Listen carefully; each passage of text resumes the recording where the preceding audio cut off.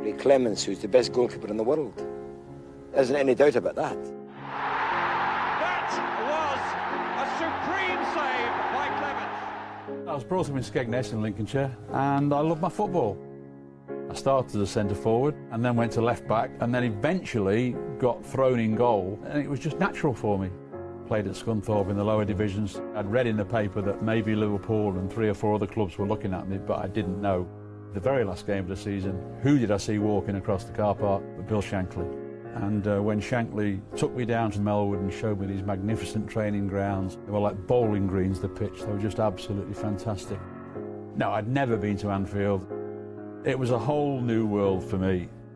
Took me down those famous steps, showed me the Kop, which was all standing at 26,000 people, and just said, no, this is just the most magnificent place to play and the best supporters you'll ever play in front of in your life. You know, I came knowing I was going to be number 2, pushing for number 1, and I watched the first team whenever I could and learnt from Tommy Lawrence. When I became a regular was the year that Liverpool got beat by Watford.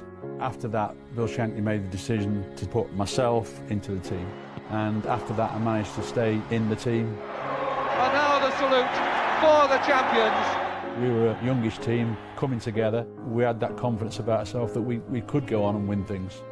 Yeah, the first time of anything is special. We had that belief inside the team that we were the best. It is with great regret that Mr. Shankly wishes to retire from football.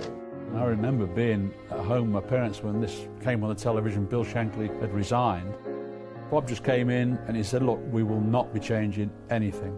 We're just going to try and do it better. Good evening from Anfield, where Liverpool meet Saint-Étienne, champions of France. I remember looking to my left and seeing people stood on the seats in the Kemlyn Road stand. The noise was deafening, and because of the fans, we thought we can't lose this game.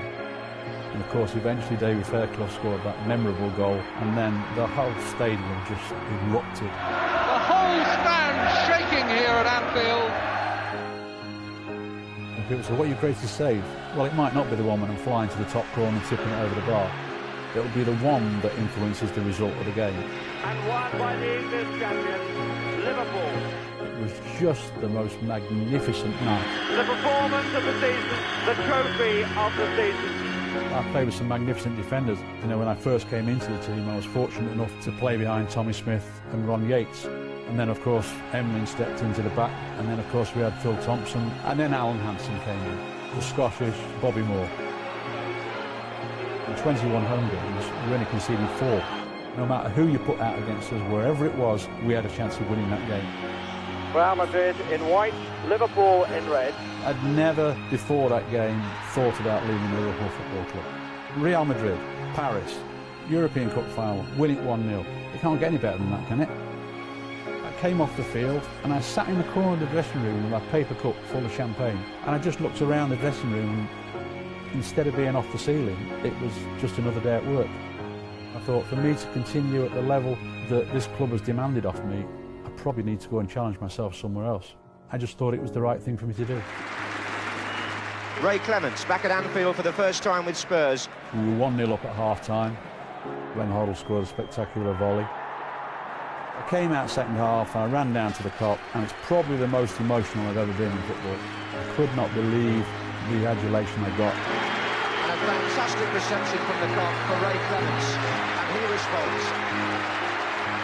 I think I've always tried in my life, whatever I've done, to be the best at it. I've not always achieved that, but I've always tried it. And I hope the Liverpool fans will remember me for being somebody who was passionate for the football club, is still passionate for the football club. Loved every minute of it, loved the affiliation with the fans. I gave them everything I had.